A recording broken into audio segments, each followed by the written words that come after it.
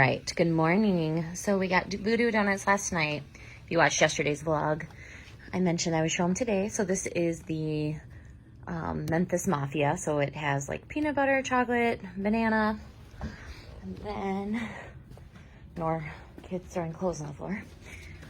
A little dark over here. What do you got? Rowan likes just kind of traditional donuts. That's Ashton's. I think it's like chocolate and cherry, a plain glaze. Ashton also got a dirt and then a Pride bar, which I'm not really sure what's inside of it, but looks good. So we'll let you know how they are. How's your first bites? Good.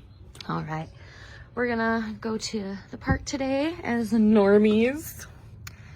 So the only thing we didn't get to yesterday, two things, Simpsons and the Waterworld show. So we want to get both those done. Go spend some more time in Nintendo Land. I would like to do the tram tour as a normie. Maybe Secret Life of Pets. So it's kind of a laid back day. Rowan really wants to eat at Bubba Gump. We've never been. And we watched Forrest Gump recently. So that's probably where we're going to have dinner. So I need to cancel our twosome reservation. But we've done twosome in Orlando before. So that's fine. So we'll try Bubba Gump. Oh, you can see the reflection on my shirt. My new shirt. All right, we'll bring it up.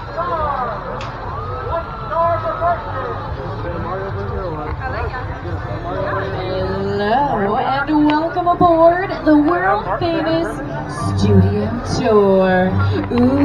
Hi, my name is Leanne. I am your tour guide. Welcome aboard.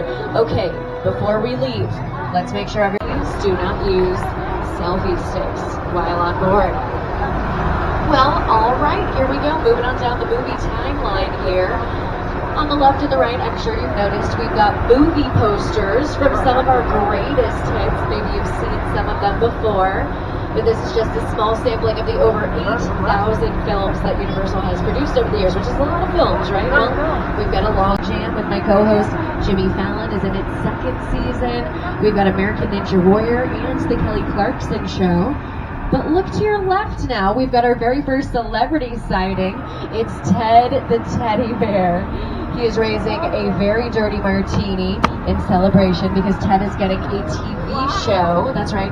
He is going to be one of our newest TV stars here at Universal. Coming to Peacock sometime later this year. It will be a prequel that takes place in 1996 Boston. It won't be a metro city you can think of. It probably has. Chicago, Detroit, New York.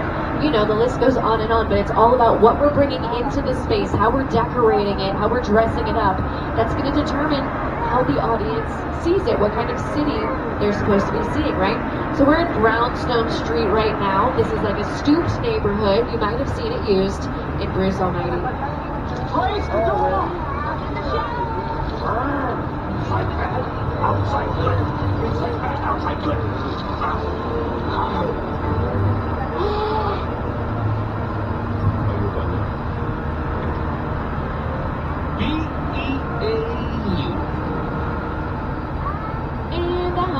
Back to the Future fans on board because we're pulling into Courthouse Square, but you probably know it best as Hill Valley.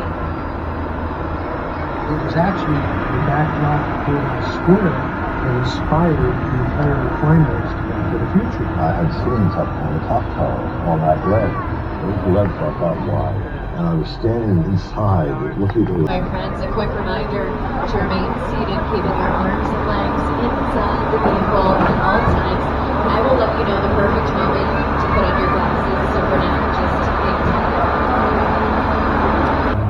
He wears the scars of a lot of ancient battles.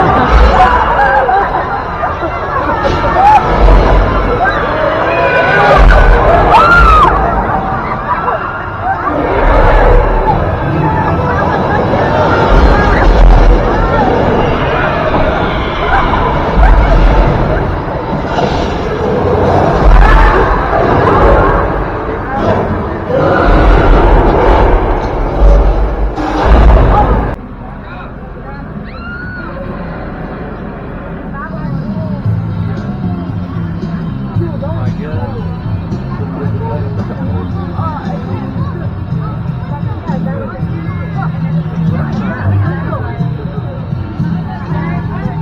likes to say. Welcome to Jurassic Park. Well, alright, let's take a look. I'm a big fan of these movies. I was a big fan of dinosaurs growing up. I'm a big fan of Steven Spielberg movies, special effects. They've got some very cool special effects they used in the original film. For example, it was the very first time they had done a combination of CGI with stop motion to create special effects on screen for a feature film that had never been done before. Originally, they were going with regular stop motion and oh my goodness, okay. Don't panic, don't panic. Some of our water sources have gotten out of their cages, but we actually genetically modify them, so it's a very hydrating lotion. Please just rub it in time without disturbing each other, so the name kind of stuck even when we moved into our talkie era. This town ain't big enough for the both of us, Jimmy Fallon. Well, I ain't going anywhere, Jimmy Fallon.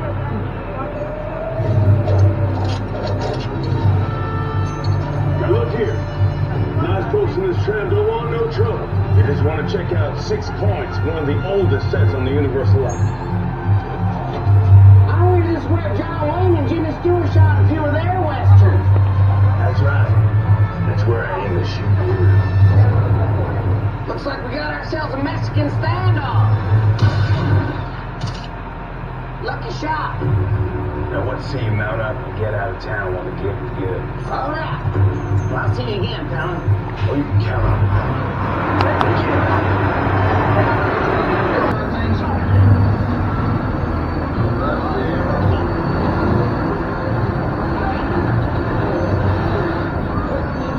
I got distracted. This is such a fun clip.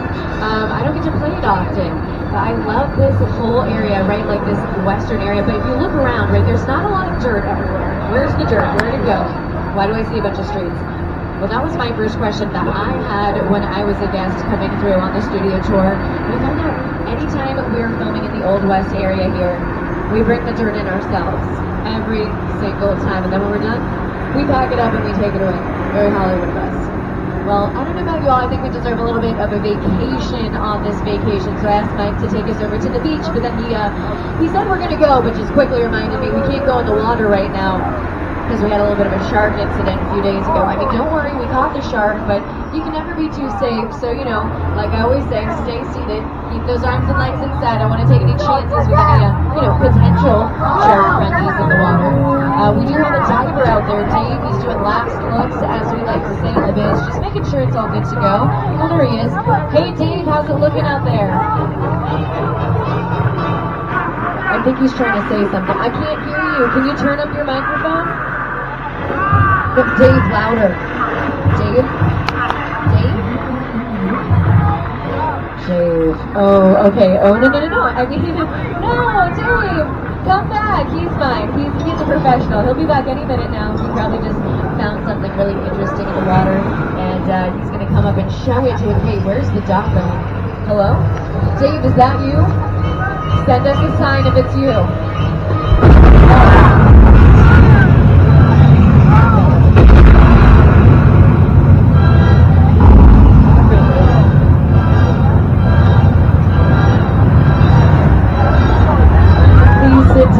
Please sit down. My friends, this is a moving vehicle, and I need everyone to follow the rules. The main one being to stay seated at all times. We don't want to ruin the trip for everybody else, and if it does continue, I will have to get off and speak to you personally. So please, a reminder to stay seated at all times on this moving vehicle. All right, well, I will say that mechanical shark was working very well, very scary. I mean, the one they used in the movie was, of course, very scary as well, but also scary in a few other different ways. Like, it was riddled with technical difficulties, so much so that even though the movie was originally set to release in the winter, it got pushed all the way to the summer. That's much more constructive. It didn't really work.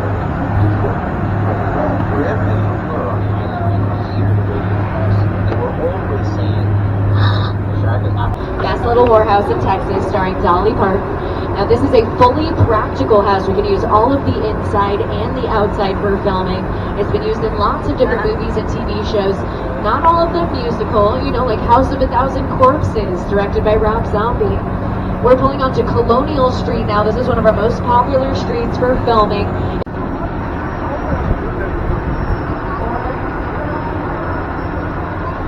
Krishnan, her character Davy, lives in the yellow house coming up on our left-hand side. It's the same house that Terry Hatcher's character lived in Desperate Housewives. It's horrible in there. So you're probably wondering, okay, I see neighborhoods like this all the time in real life.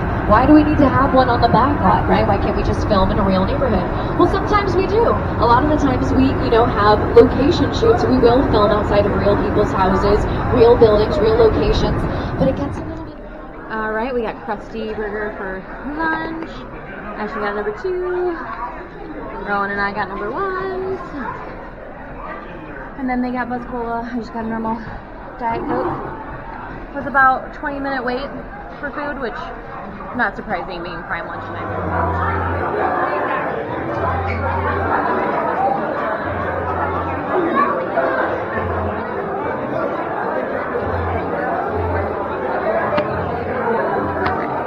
So it's posted at 120. Ashton, how long have we been in line so far? Such an inconvenience. 33 minutes. Yeah.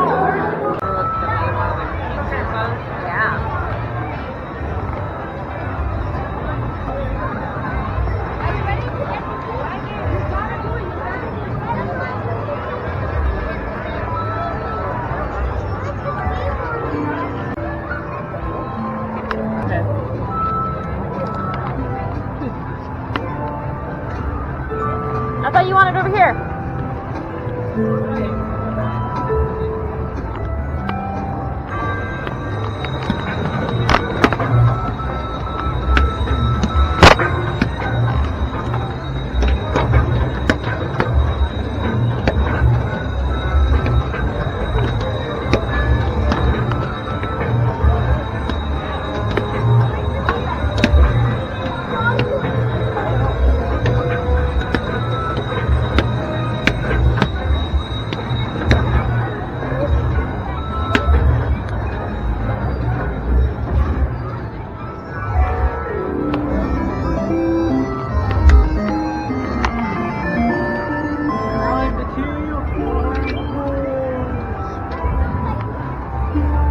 Thank you.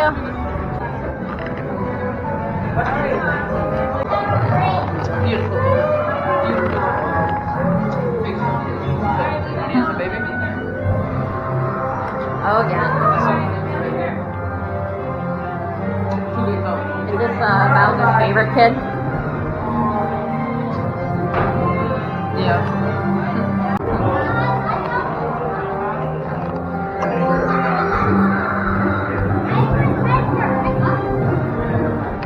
It's a force of nature. Oh, don't leave the green seats. So like I was saying, green seats get wet. Oh, last you got that. This is, you a turd? How'd you come by this? I've been to dry land. No, dry land is a myth. No, it's not a myth. I've been there. It's our salvation. We can all start new lives on dry land. But we have to hurry. Why? DK and the smokers are after me. These smokers in the distance! Battle stations! Mac, sound the alarm! Helen, I need you on that tower. On it. Get on the cannon. Mac, get on the other cannon. Move! Max, get up to the armory, lock it down. I'll back you up. Is that a seaplane? Don't tell me y'all hear a seaplane. Mac! Mac, you coming from the south! Take cover!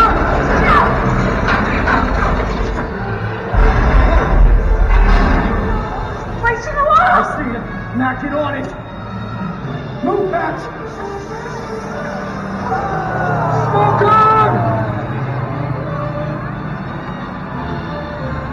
Yeah!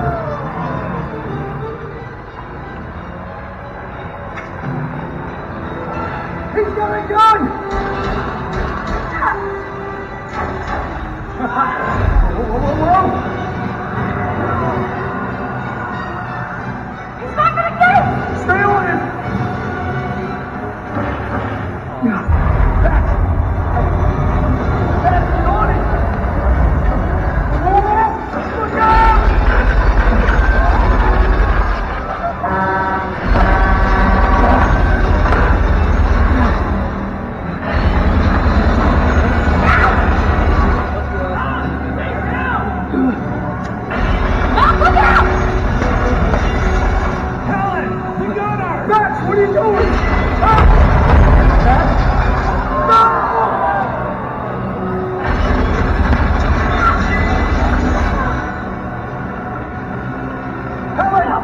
she play?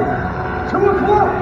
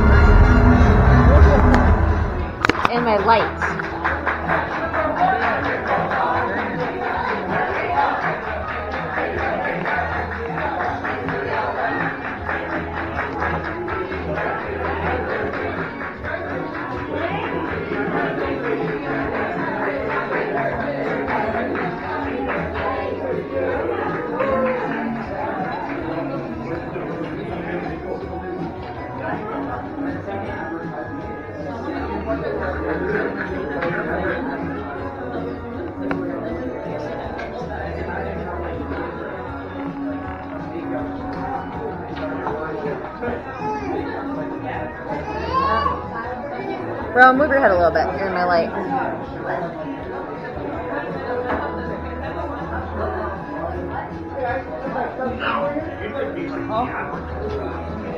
Actually, I'm funny, right?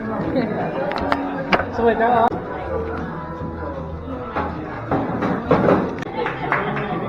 Chicken, looks pretty big steak. Thanks, man. Mario turning 21, give him a hand. He's been bragging all night how he's the fastest ice cream eater in all of Los Angeles, so he's gonna have to prove it. When we start clapping, you start eating, alright? You and me. Shake it up, take it down.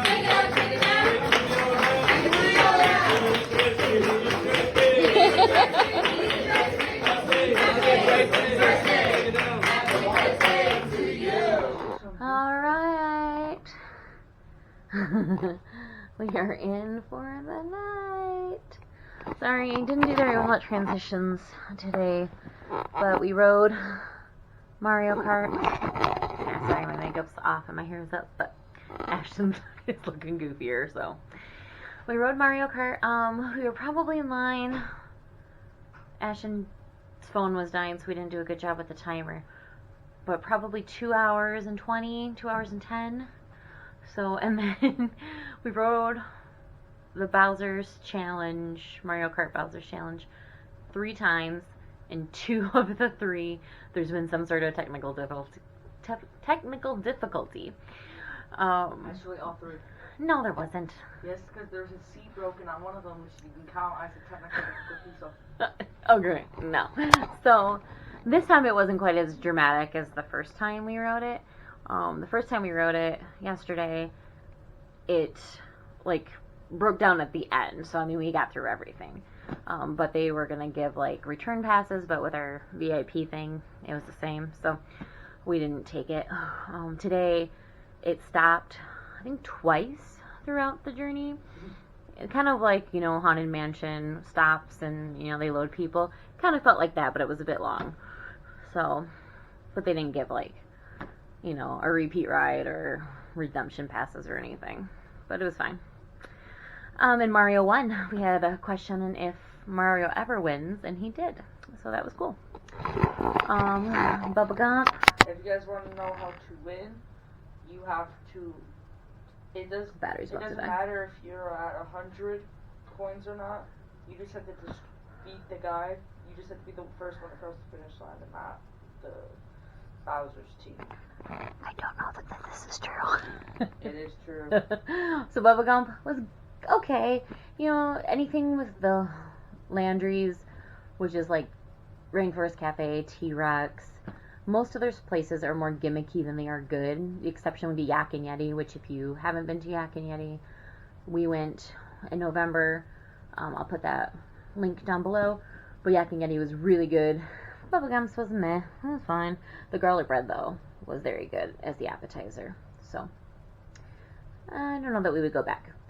But I'm going to wrap it up because the camera's about to die. So, future me will go into the resource for today's video. I also want to say that the housekeeping staff at the Hilton Universal City, oh, I think I'm dead. Oh, I thought I died. Is really good. They do a great job. She's so nice. She kind of scared us this morning, but the room is always so great when we come back. So definitely appreciate them. Kind of like Disney Cruise Line good. All right. So August is the National Road Victim Awareness Month, which I did not know that. So it says it's to bring awareness to those who have died or suffered injury from vehicle accidents. So that made me think that the Crime Victim Services Commission or Crime Victim Compensation would be a good resource for today's video. So it provides benefits to physically injured victims of a crime or their survivor. Financial help may include hospital bills or like medical expenses, loss of income, rehabilitation.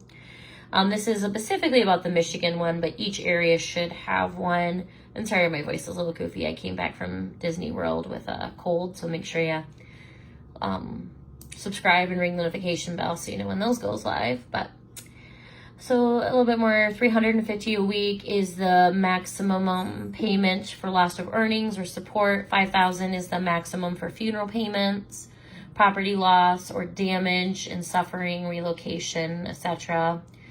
So a person who was injured as a direct result of a crime in Michigan, or a person who was injured while trying to help a crime victim. So I think a lot of people don't know that. So if you were injured while trying to help a crime victim, you may also be entitled to crime victim compensation. A report must be made to the police within 48 hours after the injury unless there is a valid reason for the delay. The victim must be willing to cooperate with the police and the prosecutor. So yeah. Definitely check that out in your area if this is relevant for you or someone that you know. And please let me know if you have any questions. Thanks for watching. Bye-bye.